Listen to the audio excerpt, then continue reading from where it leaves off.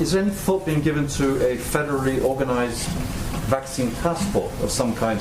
Does the President see that as maybe as some kind of tool that could be used, or would he lean more on the side of people who have raised objections over privacy and so on? Well, let me be very clear on this. I know there's been lots of questions. The government is not now, nor will we be supporting a system that requires Americans to carry a credential. There will be no federal vaccinations database and no federal mandate requiring everyone to obtain a single vaccination credential.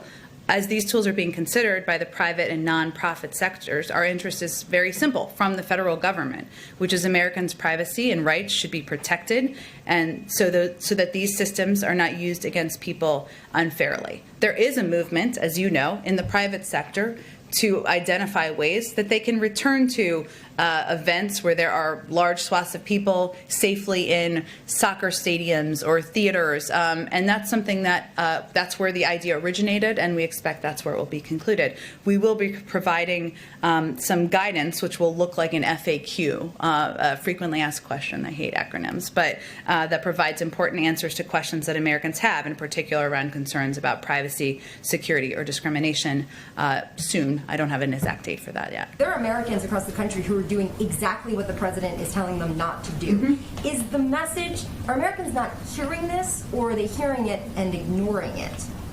You know, I think the president recognizes that this has been a long and difficult journey for the American public. The country has been shut down in one form or another for more than a year now, and people have missed birthday parties, weddings, baseball games, going out to restaurants. It is difficult, it is hard, and what he's asking people to do is to sacrifice a little bit longer. And he will continue to make that case and make that argument. Now, while we saw the baseball game, as you noted, and other events over the weekend, and we certainly anticipate as the weather gets warmer, there will be a temptation. We've also seen communities where local mayors, businesses have conveyed to their communities that we need to hang together, we need to remain vigilant, we need to wear masks, and we will get through this together. So we are hopeful that that's exactly what the majority of communities in this country will do.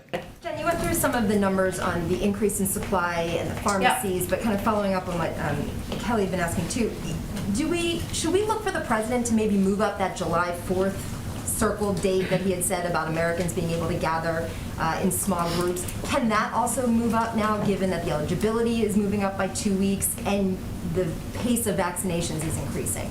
Well, we're certainly encouraged by the fact that we are vaccinating. Our team is vaccinating. Our experts across the country, I should say, are vaccinating on average about 3 million people a day, which is far larger than any other country in the world. But we know that it's not just about having the supply or eligibility. It's also about people in the country, eligible adult Americans, going to their community health center, going to a mass vaccination site, going to a pharmacy to get vaccinated and get that shot in their arms. So any changes we would make in advising the public, we would certainly do in close coordination with the advice of the CDC and our health and medical team. I don't have any expectation of that at this point, but we're always looking at how we can provide clarity to the public.